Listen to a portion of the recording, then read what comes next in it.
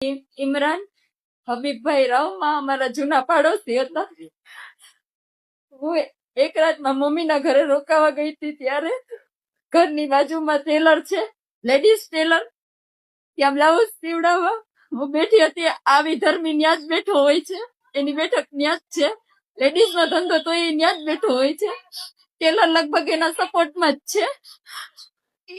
ત્યાંથી હું નીકળી એક રાત્રે જે ઘટનાનો બનાવ બની તે રાત્રે મારા ઘરે કોઈ નહોતું, ત્યાં બેઠા હતા ત્યાં એને જાણી લીધું. વાત માંથી જૂના પાડોશી હતા એટલે એટલી વાતચીત તો આપણે થાય એમ.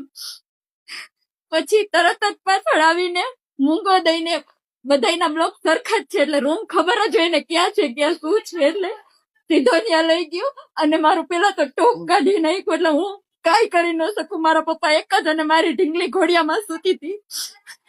પછી મેં ટ્રાય કરી મને બચાવવાની. એનું ફાટેલું ટી શર્ટ મારી પાસે હતું, મેં રજૂ કરી દીધું. ત્યારે એ ટી શર્ટ કાઢીને એને મને મૂંગો દીધો. પછી મારી સાથે નો કરવાના કામ કરી રહી રાતે. પછી એ જ હાલતમાં મારા ફોટા ને વિડીયો લેતો હતો.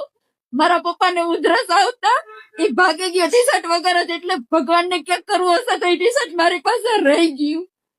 પછી હું ડરી ગઈ એટલી કે હું મારા ઘરે જતી રહી. પછી ત્યાંથી 2 દિવસ સુધી એને રેકી કરીને મારું સાસરાનું ઘર જ્યાં છે, જ્યાં હું ને મારા ઘરવાળાને મેં ભાડે રહેતા હતા. જેવો મારો ઘરવાળો બહાર જાય એવો ઘરમાં ઘૂસી જાય. મારી ઢીંગલીની સામે મારી સાથે નો કરવાના કામ કરે, વિડીયો બતાવીને તારા સાસરિયાને બતાડી દઈશ, વાયરલ કરી દઈશ, આમ કરી નાખીશ, એમ કરી નાખીશ. ડેરીએ મારા માણસો રહે છે, છરીએથી મારી નાખીશ. નો એવી ધમકી આપીને અવારનવાર. તોય હું સર એટલી સ્ટ્રોંગ છું ને, હું બીવું નહીં એમ. પણ પોલીસ હતો, એક જ ધમકી દે, પોલીસ નું કાંઈ ન બગાડી લે. તારે જ્યાં દોડવું હોય ત્યાં દોડી લે છે, બધા અમારા જ હોય. આ બીકથી હું કોઈ દિવસ પોલીસ ચોકીનું પગથિયું નહોતી ચડી સર. મહિલા સ્ટેશને 2 વખત હું ગેટ પાસેથી પાછી વળી ગઈ સર, બીકને મારે કે કોઈ મને સાંભળશે નહીં. મારા સુધી હતું ત્યાં સુધી મેં બહુ સહન કર્યું સર.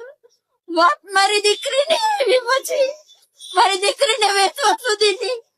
મારી દીકરી એના પગ પકડતી મારી માને મૂકી દે, મારી માને મૂકી દે, તું રહેવા દે. મારા ઘરવાળાને મારી દીકરીએ વાત કરી તે ટાઈમ.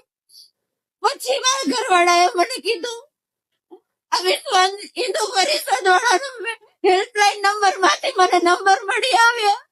એ લોકોએ મને હિંમત દીધી કે એવું ન હોય, કાયદાનું કામ કરે. ત્યાંથી મને હિંમત મળી.